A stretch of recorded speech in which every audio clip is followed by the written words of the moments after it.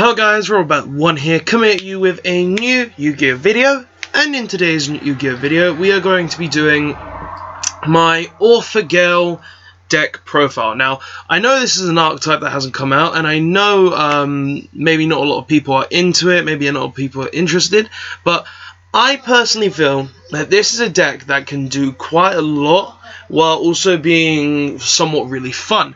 And so, when I find a deck that I really do enjoy to play and that I really do enjoy to just test and play with, I normally like to give my opinions on it and show you guys a deck profile, you know, just to show you what I think of it, how fun it is, and all of that stuff. So, without further ado, I want to show you guys my Orphegel deck profile because it's actually a really fun deck to play, and it has a lot of combos and stuff like that involved as well. So, let's get into it. So, to start off with, we play 3 Armageddon Knight. Now, Armageddon Knight is your starter card. It helps you get to your Devil, or your Diver, or Devil in the OCG, and it allows you to get to any of your other Orphegel monsters, such as the Sturt Zone or the Cannon. These two cards are, this is your quick play extender. It's kind of like your barrage, and it really needs to get that. So you need Armageddon Knight to kind of get to that card. And you also play 3 Mathematicians because it's another way to get you into that. And also because of these two cards, it's basically 6 card extenders in your deck that give you the opportunity to essentially reach the point where you can get to the Diver or Devil, whatever you want to call it, and then get to your plays rolling, because of really during even these two cards that you start off your combo going through your plays and get you to the point where you can just keep comboing off and start playing the game more. So you want to play 3 of each of these. Next we have the free Diver, the Orphegel Diver. As I said before, this is your Zodiac Barrage. In a way, it banishes itself from the graveyard to special summon any Orphegel monster from the deck, and you're not allowed to special summon any monsters other than dark monsters for the rest of the turn. So that can be kind of a hindrance at times, but even still, majority of the things you will be summoning are dark monsters. So really, this isn't really a hindrance. It's more of like, oh, it's just a condition that it stops me from doing things some of the times. But yeah, this is one of the more important cards in your deck, and you always want to be able to send this to the graveyard, which is why you play the 6 extenders, which are Mathematician and Armageddon Knight. Next, we have Orphegel Sturt Zone. He's your Monster Reborn of the deck. You want to be playing 3 of him because he is your main combo piece. You usually end up summoning him off of the Diver to be able to then summon it back after you've link summoned. You'll always be going into this majority of the time off the Diver unless you've already got this in the grave somehow. But if you haven't, this is your go-to monster. Unless you open the machine dupe, then that's something I'll get into later. Next, we play 3 Cannon. Cannon is there just to be your just to be another Orphegel name. He's also 500 attack, so he's got that essential being used with machine duplication, where you only really summon this off Diver if you have the machine dupe, because it will allow you to basically get 2 more monsters to go into more link plays, which really does help at times. So it really is a good card to use when you have this card at 3. So 3 Orphegel Cannon. 1 World Legacy World Scepter. This isn't a card that I would personally play more of than 1. You're never going to be summoning it. You're never going to be using it in anything like that. But what you are going to be using it for is Banish Effect, which states which says you can banish this card from the graveyard. And if you do, you can target one of your banished Orphegel monsters and special summon it. So essentially, it's revivability for your Orphegel monsters, and that's why I really only play 1. You're only ever going to be sending this off your Armageddon Knight or the Mathematician if it's a late game and you've still got banished monsters. You're never using it outside of that, and you can even send it off your Orphegel Prime as well, just to get that additional draw power to have something else to send. So it is useful in that category as well. But yeah, this is kind of more revivability. Next, I play 2 Ash Blossom. It's Ash Blossom. It's kind of one of the best hand traps in the game, so you really should be playing Ash Blossom if you can. And obviously in the OCG, they'll be playing this at 2 anyway, but if this ever gets hit on our list at 2, it will be at 2. And obviously we don't know what's going to happen because this is an early list, and we don't know if it will kind of transpond into that. Next, I play 2 DD Crow. Now, the reason for 2 DD Crow is that right now in the game, there's a lot of decks that revolve around their graveyard, and seeing as we've got like Strikers, Goki, anything like that in the game, I felt like DD Crow was a good card. And now obviously I can't say that's going to be the same when we get more cards coming out later in the game, but right now I felt like DD Crow was a good enough card to put in this deck to be able to deal with those things, and if these things are still a problem later on, it will still be pretty decent. Also, it's an allure target and a 1-for-1 target, which can help out as well, which you might have seen in the Duel video that I uploaded the other day. So DD Crow can be useful in situations for like 1-for-1 as well, or just in general as a banish hand trap card, which really does come in handy in those situations. Next, we play 3 Allure of Darkness. Draw power, nothing more to say about it. It's just pure draw power to give you that additional consistency in the deck to get to more cards. For triple Orphegel Prime, more draw power lets you just send an Orphegel or World Legacy monster from your hand to the graveyard, and then draw 2 cards. Nothing else to say in that department. Triple Machine Duplication, as I said before, it gives you the additional resources to gain more cannons onto your board, to then gain more advantage on board, and that's why it's really there. Now, 2 Orphegel Babble. I'm playing 2 Babble because it's basically, this card says I can always have an Orphegel monster, Orphegel Quick Effect. And I know its effect says send 1 card, you can also recycle it to be able to gain it back to your hand, but I felt playing 2 was a good move just because you want to see this card as quickly as possible to be able to make all of your Orphegel monsters quick effects as soon as possible.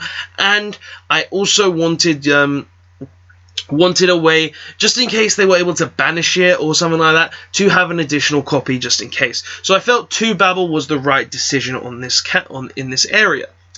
Next, we play 1-1-for-1, can summon DD Crow, can summon Cannon, all of that stuff, and also puts the Orphegels in Grave to then gain their effects in Grave, so it can work it really good in that area. 1 Foolish Burial, another starter card that you really want to see turn 1, along with the Armageddon's Knights or the Mathematician, just so you can gain more advantage by getting Diver into the graveyard. 1 Soul Charge for those times when you have the Link monsters in the graveyard and you want to recycle those Link monsters to gain more advantage. 1 Monster Reborn, same thing as Soul Charge, but it can do either play as graveyard. 1 Limiter Removal because I'm going to kill you this turn. 1 Orphegel Attack. Now, 1 Orphegel Attack is here because it's a searchable trap, and I know that it being a battle trap is really, really annoying at times, and because of this, it can be very inconsistent. But the fact that it's a searchable trap card that can banish a monster on field can also be very useful. So I felt like this being in the deck at 1 was fine. I'm always going to be saying it like turn 1 to prevent an attack. Plus, it means if my opponent wants to deal with it in a way, they have to deal with it right away. Otherwise, they can't attack me. Because otherwise, I could just be like, oh, I'm going to banish any of your monsters on board. That could be a potential problem to me. And triple for Solemn Strike because going first, this deck does not have a lot of protection, I'll be honest. It can combo really quickly, but if you can't make a protection board, you really can't do much. So I felt like playing 1 Solemn Strike was a good thing to do to make this deck have a bit more protection to be able to play further on in the game. So that's the main deck. Honestly, the main deck is pretty decent in my opinion. I feel like the deck has a lot of plays. It can combo off very easily, and because of that, it's got its own sort of strategies that I've kind of come up with in general. But before we go into anything else more about the main deck, let's go onto this extra deck just so you can see what else I play. So first of all, we play the 1 Linkuriboh. You're playing a lot of level 1s in this deck. You're playing a total of 5. So being able to tribute Link away 1 into Linkuriboh to make something attack 0 is not a bad idea. Also, the fact that you contribute another level 1, say the Cannon or the DD Crow, to just summon it back from the graveyard can be a very useful play as well. So, one of it is fine. One Underclock Taker, because you can make big damage in this deck, and being able to decrease your opponent's monsters to do more big damage is always nice. 2 Galatea. Galatea is a very important piece in this deck. Literally, it's the card that makes all your plays possible. Being able to shuffle back any of your Orphegel monsters that are banished to then set any of your Orphegel traps, be it Prime, be it Attack, or be it Babble, just so you can guarantee the quick play turn 1. You really do play this card at free just because it enables all these things to happen. So, 2 Galatea is definitely necessary. 1 Troymare Unicorn. It's a dark link monster that can get rid of anything, nothing else out of the ordinary there. 1 Orphegel Longius. Honestly, I'm only playing this in the deck because it enables you to get rid of something, then link this away into something else to be able to play more. Like, this card does nothing outside of that, and also the fact that it can't attack or you know, only hit things that it's pointing to, it really doesn't do anything outside of that. So, 1 of it. 1 Trishbana, because you can make these all quick effects, then use this to revive something, then banish all back row. Pretty good. 1 Boral Sword, one of the best OTK enablers in the game right now. So you play it at 1. 1 Boral Load, give me your stuff, I want it now. And this deck can honestly generate link 4s with the greatest of ease. So, yeah, no problems there. 2 Orphegel Orchestration. Boss monster of the deck actually has an amazing effect, being able to turn anything to 0 attack and negate their effects that it points to, so this is definitely worth playing at 1. I mean at 2. Then we play a couple of XCs because I felt like this deck can XC summon very easily, so I thought I'd put in some level 3s, rank 3s. First being Break Sword, being able to pop anything card is really nice. Next, Steel Swarm Roach. If you can make it turn 1 very easy majority of the time, so there's no reason not to play it. So 1 Roach can come up very easily. 1 Carry Gorgon, you're not targeting my stuff. And 1 Dark Rebellion Xyz Dragon to make my thing, to make him bigger than your thing. But yeah, guys, this is the deck profile. I feel like it works really, really well in terms of playability, consistency, and how the deck just rolls in general. And from what I've tested, from what I've done, it does work really well. But let me just show you a quick test hand to see what we could actually do with it, and I'll explain what we could do. So we'll shuffle it up a few times, and this hand is amazing. So what you would do with this hand straight up is you would normal summon the Mathematician. Mathematician send the Search Zone, and then you would do the Prime to draw 2 cards. Like, you would just gain so much advantage from that point, that even because if they negate this, it's fine. But if they can't negate, but because we have the Prime, and the Devil, but if they negate the Prime, it's a lot harder because we're just basically going -2. So doing this is a lot better than doing this first. But yeah.